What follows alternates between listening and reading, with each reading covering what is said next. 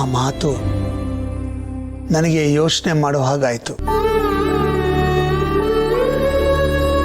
ನಾನೊಬ್ಬ ಮೇಷ್ಟ್ರಾಗಿ, ಪಾಠ ಹೇಳ್ಕೊಡೋವನಾಗಿ, ಎಲ್ಲ ತಿಳ್ಕೊಂಡಿರೋವನಾಗಿ, ಸಾಹಿತ್ಯ ಓದಿರೋವನಾಗಿ ನನ್ನ ಮನಸ್ಸಿಗೆ ಇಷ್ಟು ಬರಲಿಲ್ವಲ್ಲ ಅಂತ ನನ್ನ ಬಗ್ಗೆನೇ ಒಂಥರ ಅನ್ಸಕ್ ಶುರುವಾಯಿತು.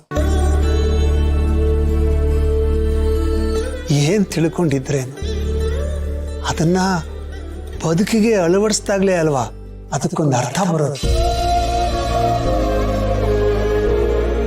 ಈ ವಿಷಯ ನನಗೆ ಅಳಿಯಂದ್ರ ಮಾತಿಂದ ಅರ್ಥ ಆಯ್ತು. ಮಾವ, ನಿಮಗೆ ಪಾಠ ಹೇಳೋಷ್ಟು ದೊಡ್ಡವನಲ್ಲ ನಾನು. ಏನನ್ನಿಸ್ತೋ ಅದನ್ನ ಶೇರ್ ಮಾಡ್ಕೊಂಡೆ ಅಷ್ಟೆ.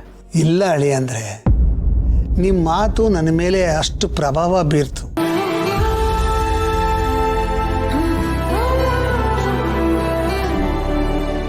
ಒಳ್ಳೇದು ಯಾರಿಂದಾನೇ ಬರಲಿ ಅದನ್ನ ತಗೋಬೇಕು, ಅವ್ರಿಗೆ ಕ್ರೆಡಿಟ್ ಕೊಡಬೇಕು. ಅದನ್ನೇ ನಾನು ಮಾಡ್ತಾ ಇರೋದು.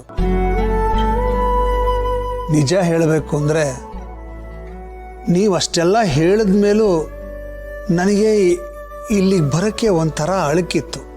ನನ್ನೊಳಗೆ ಒಂದು ಪಾಪ ಪ್ರಜ್ಞೆ ನನ್ನನ್ನು ಕಾಡ್ತಾ ಇತ್ತು. ಭಾರತ ಅಪೇಕ್ಷನ್ ವಿಷಯದಲ್ಲಿ ನಾನು ಹಾಗೆ ನಡ್ಕೋಬಾರ್ದಾಗಿತ್ತು ಅಂತ. ಆದರೆ ನಿಮ್ಮ ಮಾತು ನನಗೆ ಇಲ್ಲಿಗೆ ಬರೋದಕ್ಕೆ ದಾರಿ ಮಾಡಿಕೊಡ್ತು. ನನ್ನ ಒಳಗಡೆ ಇದ್ದಂಥ ಅಳುಕು ನನ್ನಿಂದ ದೂರ ಆಯಿತು. ತಪ್ಪಾಗಿದೆ ನಿಜ, ಅದನ್ನು ತಿದ್ಕೋಬಹುದು, ನಾನು ಇಲ್ಲಿಗೆ ಬರ್ಬೋದು ಅನ್ನಿಸ್ತು. ಅಂತ ಒಂದು ಅವಕಾಶನ ಸೃಷ್ಟಿ ಮಾಡಿಕೊಟ್ಟಿದ್ದು ನಿಮಗೆ ನಾನು ಥ್ಯಾಂಕ್ಸ್ ಹೇಳಲೇಬೇಕು. ಏನು ಮಾವ ನೀವು ಇದಕ್ಕೆಲ್ಲ ಥ್ಯಾಂಕ್ಸ್ ಹೇಳ್ಕೊಂಡು? ಇಲ್ಲ ಅಳಿ ಅಂದರೆ, ನಾನು ನಿಮಗೆ ಎಷ್ಟು ಥ್ಯಾಂಕ್ಸ್ ಹೇಳಿದ್ರು ಕಡಿಮೆನೆ. Thank you so much.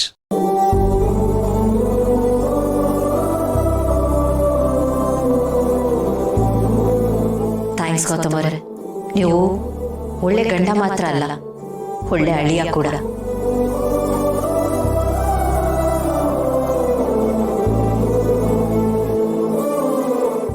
ಈಗ ಯಾಕೆ ಹಿಂಗೆ ಆಡ್ತಿದ್ಯಾ? ಅಂತದ್ದೇನಾಯ್ತು? ನೀವು ಬರ್ತೀರಾ ಅಂತ ನಾನು ಕಾಯ್ತಾ ಇದ್ದೀನಿ ಇಲ್ಲಿ, ಆದರೆ ನೀವು ಬಂದೇ ಇಲ್ಲ ಅಲ್ವಾ? ನನಗೆ ಯಾವಾಗಲೂ ಹೀಗೆ ಮಾಡಿದ್ರೆ ಎಷ್ಟು ಹರ್ಟ್ ಆಗುತ್ತೆ ಗೊತ್ತಾ? ಪ್ಲೀಸ್ ಅರ್ಥ ಮಾಡ್ಕೊ. ಹಂಗೆಲ್ಲ ನೀನು ಹೇಳ್ದಂಗೆಲ್ಲ ಬರಕ್ ಆಗೋದಿಲ್ಲ. I am a married man, you know that. ಇದು ಮುಂಚೆನೆ ಗೊತ್ತಿರ್ಲಿಲ್ವಾ? ಗೊತ್ತಿದ್ರು ನನ್ನ ಹತ್ರ ಯಾಕೆ ಬಂದ್ರಿ? ಅದನ್ನ ನನಗೆ ಗೊತ್ತಿಲ್ಲ ಜೈ. ನಾನು ನಿಮ್ಮನ್ನ ನೋಡಬೇಕು, ನಿಮ್ಮನ್ನ ಮೀಟ್ ಆಗಬೇಕು ಅಷ್ಟೇ. ಯಾಕೆ ಈ ಥರ ಮಾಡ್ತಾ ಇದೆಯಾ? ಯಾಕೆ ನನ್ನ ಇಕ್ಕಟ್ಟಲ್ಲಿ ಸಿಗಿಸ್ತಾ ಇದೆಯಾ? ಸ್ವಲ್ಪ ಹೇಳೋದನ್ನ ಅರ್ಥ ಮಾಡ್ಕೋ.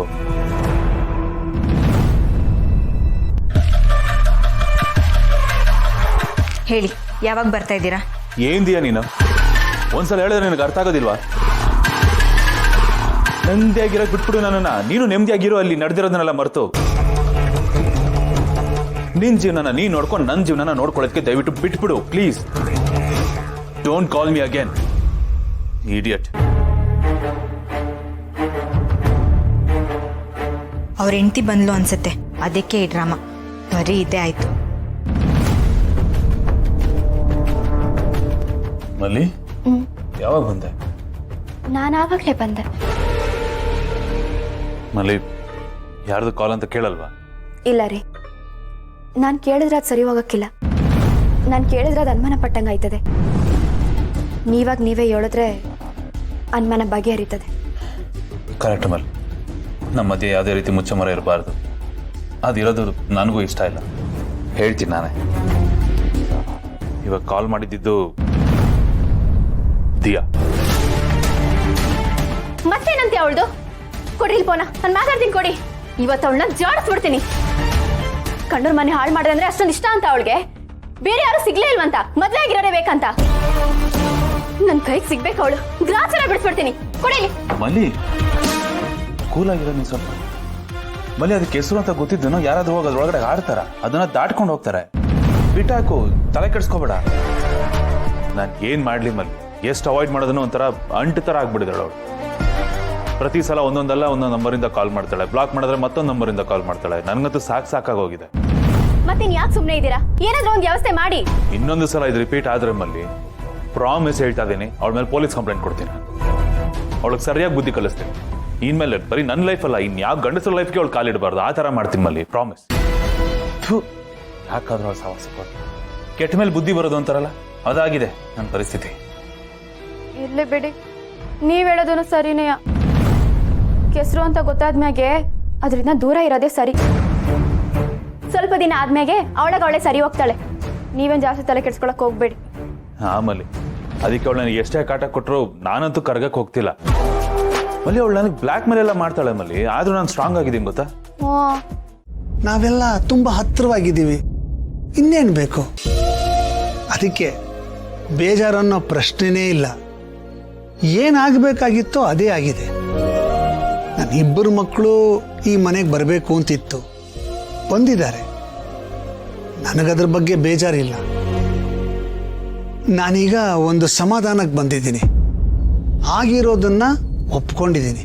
ಅದಕ್ಕೆ ನೀವು ಆ ಥರ ಎಲ್ಲ ಹೇಳಲೇಬೇಕಾಗಿಲ್ಲ, ಯೋಚನೆನೂ ಮಾಡಬೇಕಾಗಿಲ್ಲ. ಅದೇನೇ ಇದ್ರೂ ಈಗಲೇ ಇಲ್ಲೇ ಮನಸ್ಸಿಂದ ಹೊರಗೆ ತೆಗೆದು ಹಾಕ್ಬಿಡಿ. ಅದಕ್ಕೆ ಇನ್ಮೇಲೆ ವ್ಯಾಲಿಡಿಟಿನೇ ಇಲ್ಲ. ಥ್ಯಾಂಕ್ ಯು ಮಾವ, ನಿಮ್ಮ ಮನಸ್ಸು ಬಹಳ ದೊಡ್ಡದು.